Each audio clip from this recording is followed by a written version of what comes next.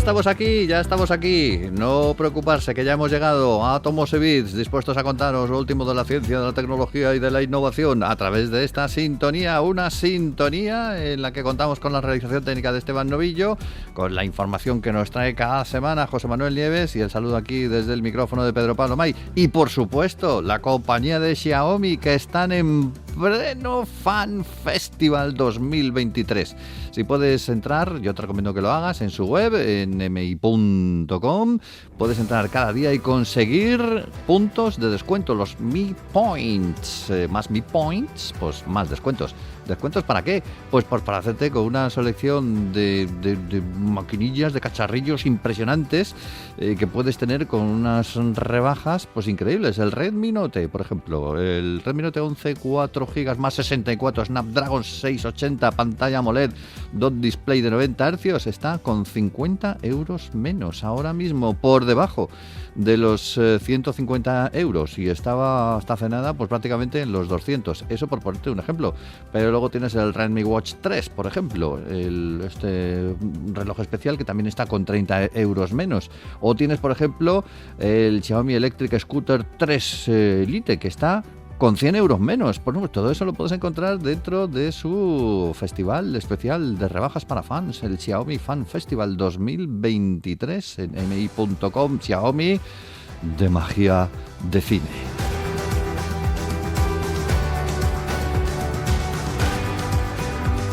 En nuestro Atomos y Bits de hoy vamos a seguir la pista a los fantasmas, pero a unos fantasmas muy particulares, no a los de sábana blanca y bola de condenados, sino otro tipo de fantasmas. Ahora os lo contamos con José Manuel Nieves, que está ya con nosotros. Don José Manuel, ¿cómo está usted, señor? Buenos días, Pedro Pablo, ¿qué tal? Nos hemos puesto hoy el gorrito de Sherlock Holmes y de Watson para investigar la partícula fantasma que se ha conseguido por primera vez capturar en una máquina. ¿Pero qué es esa partícula fantasma? ¿Es que aúlla acaso? No, son ni más ni menos que los neutrinos. Los Los neutrinos. neutrinos. Es decir, fíjate, esto es un hito, o sea, es la primera vez que se consigue capturar o producir un neutrino en un acelerador de partículas, ¿no? Fíjate si será difícil que han hecho falta años de trabajo de un equipo de 80 investigadores de más de 21 instituciones diferentes de diversos países para conseguir este hito. ¿Y por qué es tan complicado? O sea, tú sabes que, bueno, todos sabemos que estamos hechos de partículas subatómicas, ¿no? Las hay de muchos tipos. Bueno, los neutrinos en concreto son de las más abundantes. Y se las llama partículas fantasma, ¿por qué?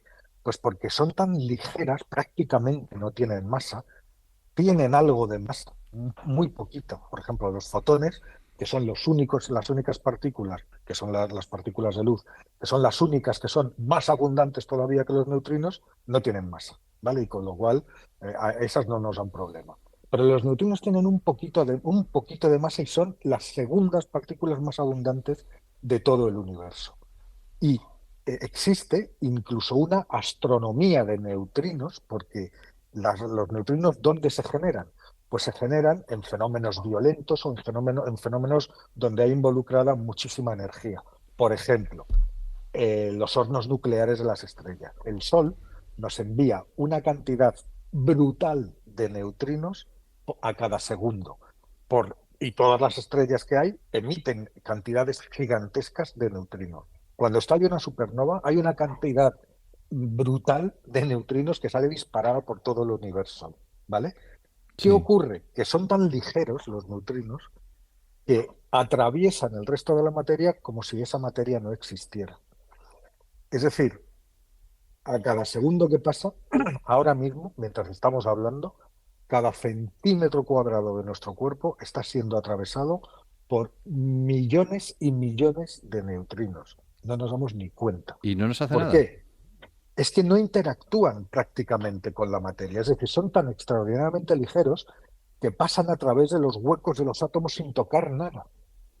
¿Entiendes? Es como si, Sí, sí, claro, un átomo, si lo piensas bien, fundamentalmente es vacío. sí. O sea, si tuviéramos que representar un átomo a la escala nuestra, Pues yo siempre hago el mismo ejemplo. Sería el núcleo del átomo, sería como una naranja colocada en el centro de una plaza de toros, ¿vale? Y los electrones estarían dando vueltas por la barrera, ¿no? Mm. Todo lo demás es vacío. Entonces, si llega esta partícula que prácticamente no tiene masa, que no choca prácticamente con nada, atraviesa por los huecos uno tras otro, y entonces, ¿qué pasa? Pues que atraviesa la materia prácticamente como si no existiera, como que no está nada, como que no está ahí. Pero es que atraviesan el planeta de parte a parte, o sea, entran por un lado y salen por el otro y siguen su viaje, como si no hubiera habido nada, ¿entiendes? Por eso los llaman las partículas fantasma, ¿no? Ya. ¿Qué sucede? Que la inmensa información que llevan de las fuentes que los originaron los han convertido en un objeto del deseo de los físicos desde hace generaciones de científicos, desde hace generaciones. ¿Y qué pasa? Que muy de vez en cuando, pero tan de vez en cuando que puede ser una vez cada varios miles de millones de veces, un neutrino resulta que, por casualidad, atraviesa un átomo y choca contra una partícula, choca contra un núcleo atómico o choca contra un electrón. Pasa, o sea, es muy difícil, pero una vez no me acuerdo exactamente de la cifra, pero es del orden de miles de millones de veces. Pues una vez de cada miles de millones de veces choca. Y al Sí. hacerlo, produce un pequeño destello de tono azulado. ¿Qué ocurre? Los científicos desde hace décadas, ya te digo, han construido detectores de neutrinos para ser capaces de cazar a estas partículas fantasma en esas rarísimas interacciones que tienen con la materia. ¿Y cómo son esos detectores? Son una cosa absolutamente de ciencia ficción. Están normalmente a kilómetros bajo la superficie terrestre. Por ejemplo, hay uno en Italia, justo debajo de los Apeninos, a 2 kilómetros de profundidad, bajo los Apeninos, aprovechando las instalaciones de una antigua mina, y ahí colocan unas especies de detectores con agua pesada, o sea, son como piscinas que va la gente, o sea, los científicos se mueven en barca, ¿vale? Con Ya. una inmensa cúpula que está cubierta por miles y miles y miles de detectores, de manera que si un neutrino choca contra alguno de los átomos del agua pesada y emite ese destello, los detectores lo cazan. Mm. Bueno, pues hay detectores de neutrinos en todo el mundo. Pues el Super Kamiokande, por ejemplo, que está en Japón, es uno de los más importantes del mundo y también está a gran profundidad. Aquí en España tenemos uno en Canfranc, las instalaciones de Canfranc, que también son subterráneas, a cientos de metros bajo la superficie. ¿Y por qué lo hacen tan debajo de la superficie? Para Como hay muchas otras partículas de otros tipos que están chocando continuamente, si eso lo haces justo en la superficie, pues tú no sabes qué partícula estás viendo.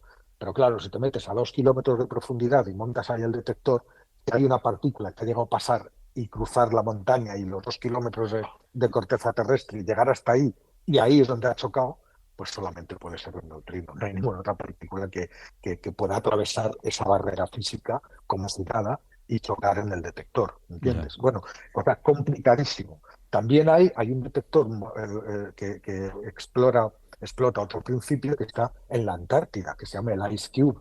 Y el Ice Cube es un éxito porque está detectando bastantes neutrinos, pero claro, está en medio del desierto de la Antártida, ¿vale? Donde no hay nada más, Mm. absolutamente nada. O sea, así de complicado es cazar a estas partículas, ¿no? ¿Qué sucede? Los neutrinos, encima, los neutrinos que cazamos, o que los científicos cazan con todos estos superdetectores, resulta que son de muy baja energía. Ah. Y hay neutrinos de muy alta energía. Pero, ¿qué sucede? ¿Llegan a la Tierra esos neutrinos? Sí que llegan. Y a veces se ven estos neutrinos de alta energía. Cuando digo alta energía, me refiero a una energía lo suficientemente alta como para ser cientos de veces más potente que la energía que se genera dentro de un colisionador de partículas. Es decir, es realmente alta la energía que transportan. Y que se chocan contra alguna partícula en la atmósfera terrestre al entrar, en los pocos que chocan, y provocan como una cascada de partículas. Eso se detecta como una forma de radiación. aceleración, ¿vale? Un neutrino que choca y provoca esta cascada de partículas, todos de alta energía. ¿Qué sucede? Eh, Nos vamos ahora al gran colisionador de hadrones, el que está en Suiza, donde se producen colisiones, como sabes, de protones contra protones, Sí. pero en la vida es un anillo gigantesco, es el mayor acelerador del mundo, tiene 27 kilómetros de diámetro. Hay 4 grandes experimentos en los 4 puntos del círculo de este anillo, que son Atlas, FMS, hay 4, ¿no? Y nunca han conseguido capturar un neutrino, que sería de alta energía, porque la energía de las colisiones es muy alta.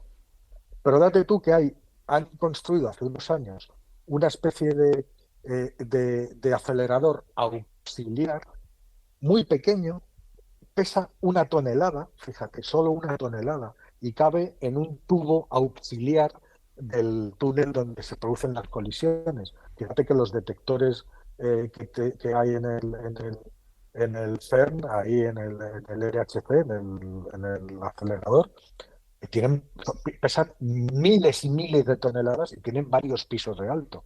Bueno, Ujú. pues y encima está construido con repuestos de los demás detectores. Es decir, es como un Vespino comparado con un camión cisterna, ¿vale? De tamaño. Bueno, pues o sea, con los detectores grandes no se pueden cazar neutrinos.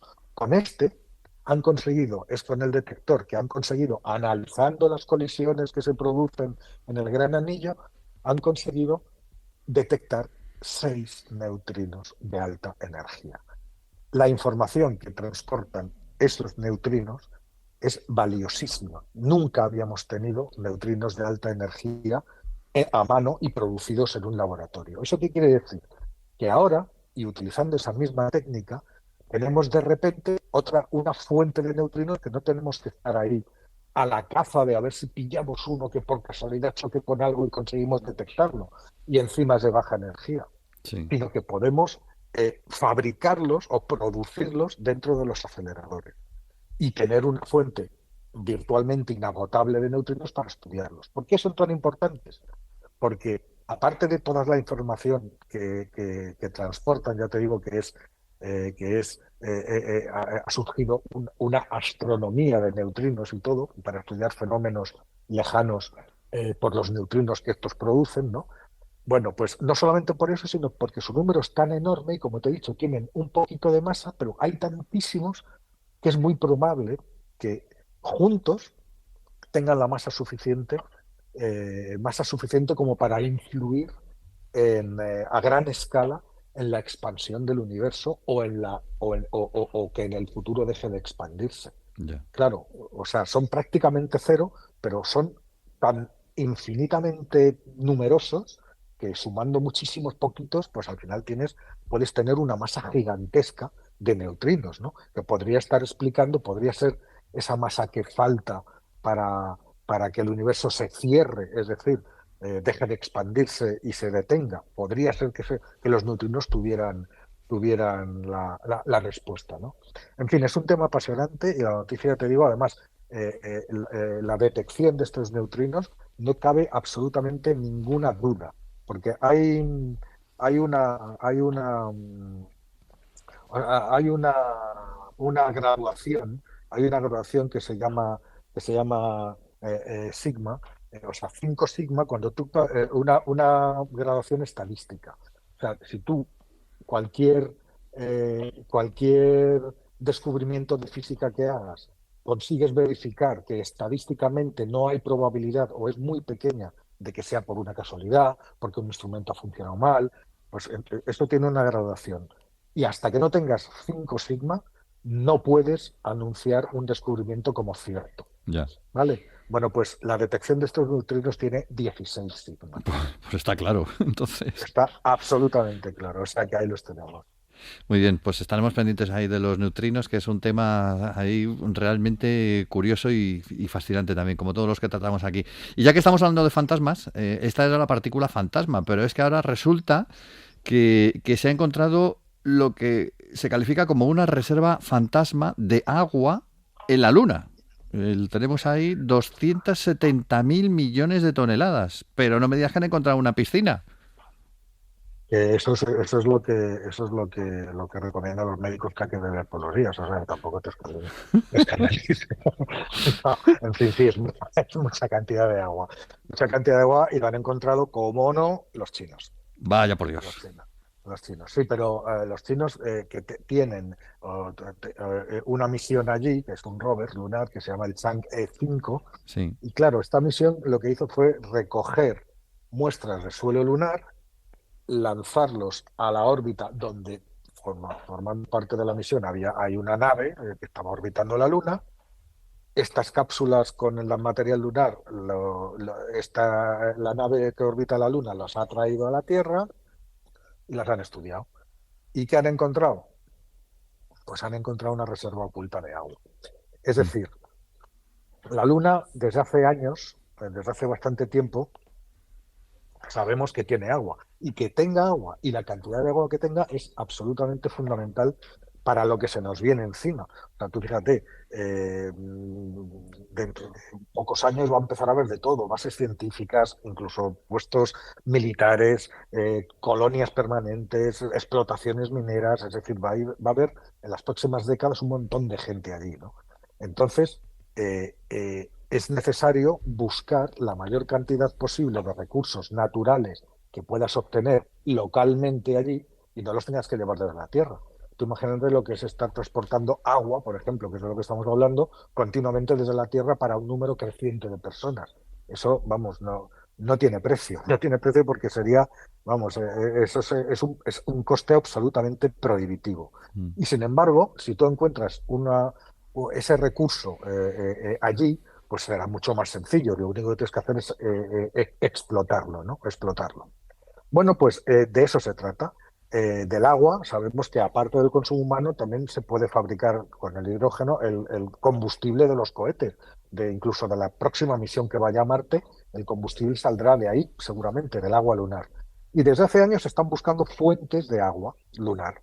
¿Dónde se han encontrado? Bueno, pues se han encontrado pues en forma de hielo en el fondo de cráteres oscuros y profundos donde en millones de años no ha dado la luz del sol, que esos lugares existen en la Luna, con temperaturas de casi cercanas al cero absoluto. O sea, yo me recuerdo que midieron uno de los lugares más fríos del universo en el fondo de uno de estos cráteres de la Luna, que Mm. eran como menos 260 grados, una Arrea. barbaridad, ¿no? Sí, sí, una barbaridad, ¿no? O sea, Sí. fíjate que el cero absoluto son menos 273 y Sí, se sí. congela, cesa la actividad atómica. O sea Mm. que estaba cerca del cero absoluto. Mm. Bueno, pues han encontrado algo allí y también se han dado cuenta de que por acción del Sol hay una cantidad de agua que tiene como un ciclo se forma en la superficie, se evapora con el Sol, hay una capa más profunda de terreno que va reponiendo el agua que el Sol evapora durante el día con sus rayos, y este ciclo de evaporación, generación, vuelta a evaporar, generación y sustitución por las capas de abajo, pues resulta que existe en la Luna. Claro, no tenemos que pensar que es como el ciclo del agua en la Tierra, no tiene absolutamente nada que ver, porque en la Luna no hay masas de agua, o sea, no hay charcos, ni mares, ni ríos, ni nada de esto. Estamos hablando de moléculas de agua atrapadas en el propio polvo lunar de la superficie, en el terreno. A veces, incluso esas moléculas de agua tienen los átomos disociados, es decir, sabemos que el agua es hidrógeno y oxígeno. Bueno, pues te encuentras los átomos de hidrógeno por un lado y los de oxígeno por otro. Pero tú puedes coger eso y juntarlos en un sitio, en un momento industrial, y generar agua con ese Sí. material que hay ahí, ¿entiendes? Bueno, pues han encontrado, lo que han hecho los chinos, han encontrado otra fuente de agua, que esa fuente de agua que han encontrado tiene, efectivamente, la han calculado, y son unos 270.000 millones de toneladas, que sería como un lago, sería como el agua de un lago grande de kilómetros, ¿no? Pero Mm. como toda el agua contenida en un lago, pero que está muy bien. Y esa está repartida y está repartida por toda la superficie lunar. ¿Dónde? Bueno, pues en el interior de las pequeñas esférulas de cristal que surgen, que se forman con el impacto de meteoritos. Cuando cae un meteorito, a toda pastilla y choca contra la superficie lunar, ¿qué pasa? Pues que se genera un calor Sí. brutal, se funde el meteorito y se funde la parte del cráter donde ha chocado, se convierte en lava y salen disparados hacia arriba millones de gotas de roca fundida y de lava, ¿vale? Sí. Esa roca fundida y lava pues se terminan enfriando y forman estas pequeñas esférulas cristalinas. Y claro, no hay más que echarle un vistazo a la Luna para darse cuenta de que meteoritos allí, otra cosa no habrá, pero meteoritos han caído todos los que quieras y más, ¿no? Sí. Está absolutamente Agujereado. cubierta de meteoritos, ¿no? Vale, pues entonces esas esférulas están por todas partes.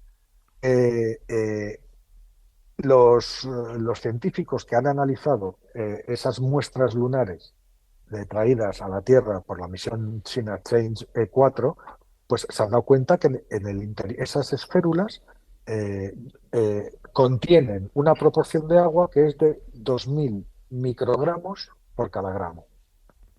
Y eso es mucho. Ah, es mucho porque es mucho más de la que, claro, es mucho más de la que contienen un grano normal de polvo lunar. Estamos hablando de solamente las esférulas provocadas por los meteoritos, ¿vale? Ujú. Es muchísimo, porque haciendo los cálculos y viendo todas las esferas que hay y la superficie de la Luna y tal, te salen 270.000 millones de toneladas de agua, ¿vale? Pero claro, ¿cómo llega ese agua hasta ahí? ¿De dónde viene? Bueno, pues hay otra pista que es que el agua no solamente es H2O, es decir, no solamente es hidrógeno y oxígeno, sino que también incorpora el agua terrestre, por ejemplo, incorpora unas ciertas cantidades de isótopos del hidrógeno, como puede ser el deuterio, ¿no? Que es el agua pesada, ¿no? Lo que se llama agua pesada, que es más rica en deuterio. Sí. Bueno, pues esta agua del interior de estas gotas resulta que no tiene prácticamente cero deuterio. ¿Y eso qué significa? Que el origen de ese agua es solar. Es decir, viene por el viento solar. ¿Y cómo funciona? Bueno, pues como sabes, el viento solar es permanente, o sea, es un chorro de partículas cargadas que el Sol expulsa continuamente, las expulsa continuamente. Venga, venga, el viento solar nos llega a la Tierra y a la Luna y a los planetas de forma continua durante todo el día, ¿vale?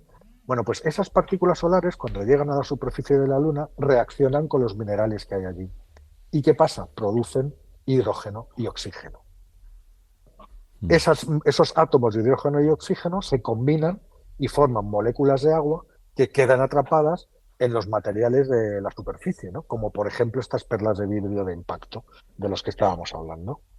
Eh, eh, es decir, fíjate, el Sol con su viento solar está generando agua en la superficie de la Luna. Y toda esa agua que han descubierto dentro de estas perlas se integra en este ciclo del agua lunar que te he dicho antes, ¿no? En el cual hay bastante más agua. Lo que pasa ¿Qué es que, sucede ahora? sí, Pues que hay que ser capaces de extraerla. El proceso de extracción ni es fácil ni es difícil, pero necesitas para un solo litro de agua, pues poner a calentar a muchísimos grados de temperatura toneladas de suelo lunar, ¿vale? Para que ese agua se libere de las perlas y puedas acceder a ella, ¿no? mm, Pero en fin, habrá que buscar, porque ya te digo que dentro de nada ese agua habrá que utilizar fuentes de agua y habrá que utilizar la de la luna, porque por muy costoso que sea obtener el agua del polvo lunar directamente, será más barato que transportarlo desde aquí, desde la Tierra, pues veremos. Ahí están los ingenieros y las ingenierías luchando con ese problema y seguramente se encontrará una solución más rápida y más económica de hacerlo. lo que me resulta asombroso es que el agua llegue también por acción del sol, la importancia del sol en nuestro sistema, que Sí, va sí, mucho tú más allá fíjate. de darnos la luz o de O darnos sea, el... el sol simplemente envía partículas cargadas y esas partículas reaccionan con los minerales y con ciertos minerales, al chocar y reaccionar, pues producen oxígeno e hidrógeno. Los combinas y tienes agua. Pues así de fácil. ¿Tú no has visto que te sucede muchas veces por condensación? te sale, Las sale gotitas. agua por la parte externa de una botella. Me sale, me sale. Bueno, y cosas así. Bueno, veo que llegamos con tecnología, vámonos.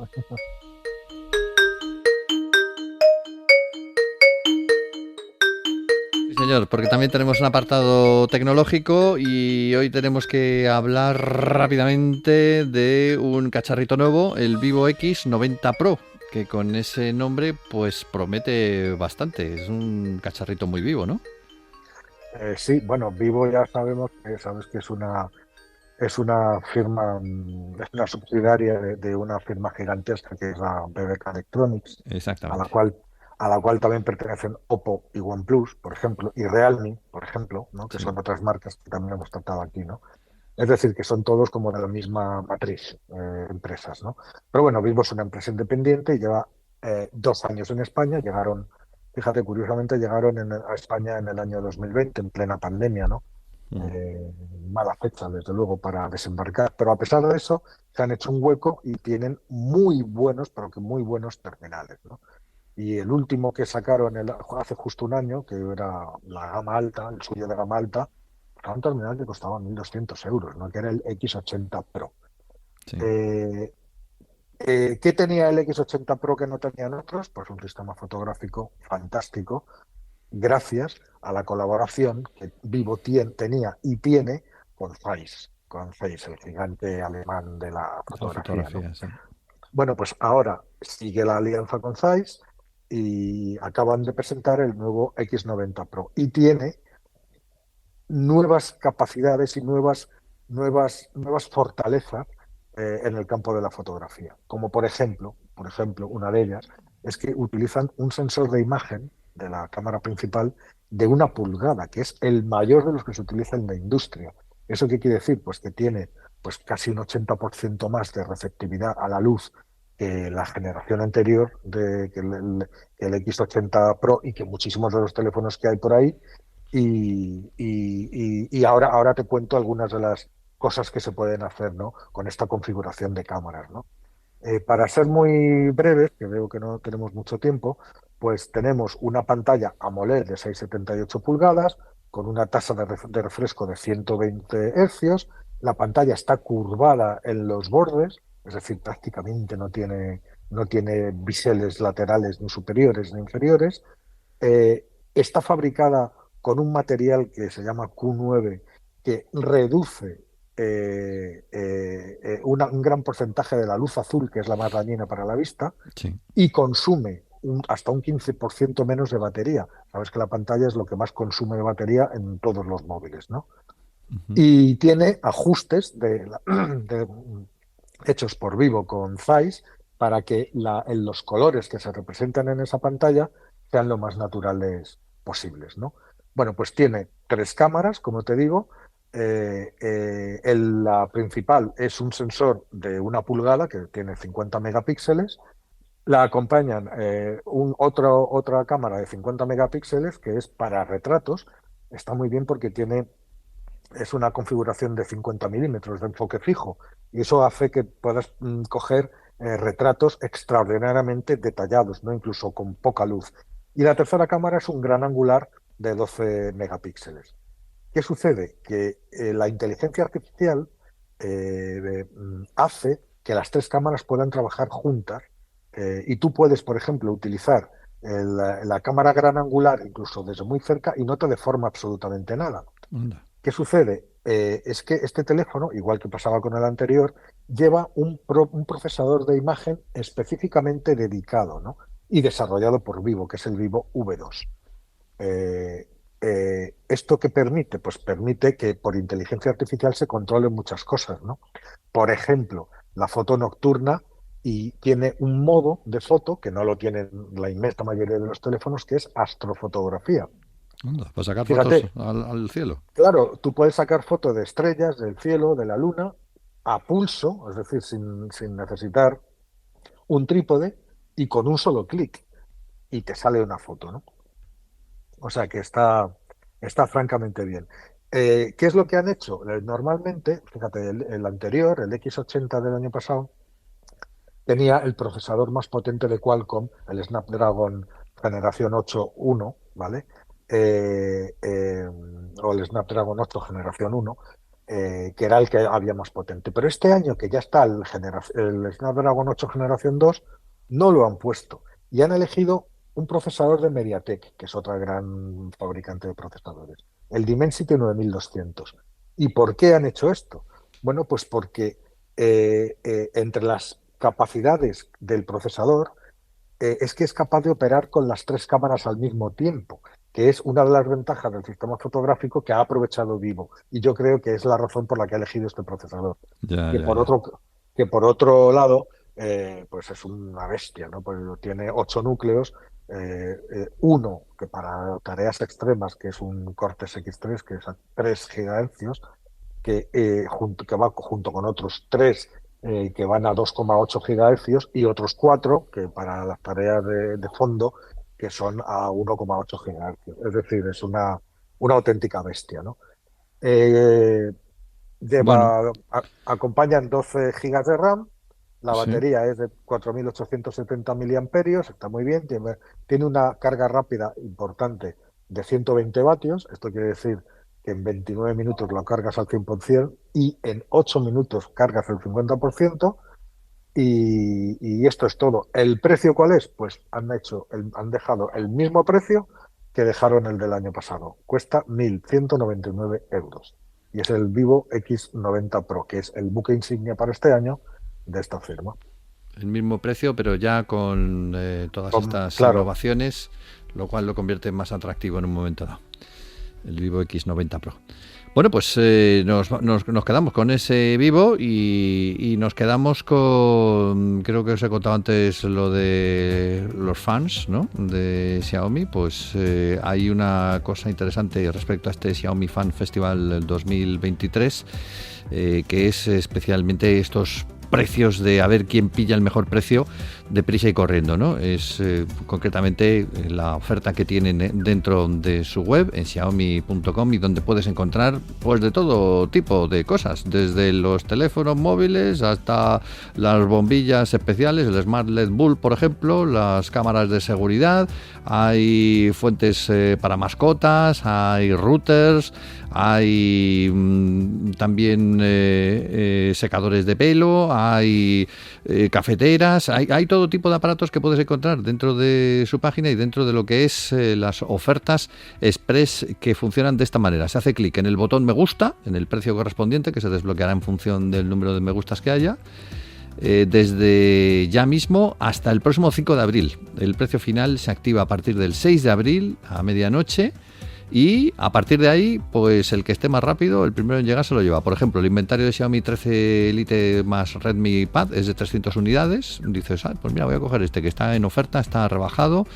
Pero claro, tienes que estar ahí, aparte de ponerle el me gusta correspondiente, tienes que estar atento a la fecha para que salga el precio definitivo y ¡pam!, llevártelo, porque cuando se agotan existencias y hasta ahí hemos llegado. Así que entra ya en la página de mi.com de Xiaomi para enterarte de cómo aprovecharte de todas estas ofertas express y también de las ofertas diarias del Xiaomi Fan Festival 2023 de Xiaomi, de magia, de cine. José Manuel, muchas gracias por habernos acompañado esta semana también y en 7 días más seguimos buscando temas de interés, que los hay muchos y nos los cuentas aquí cada semana. por supuesto, aquí estaremos. Hoy con la realización técnica de Esteban Novillo, saludos de Pedro Pablo May, volvemos en 7 días.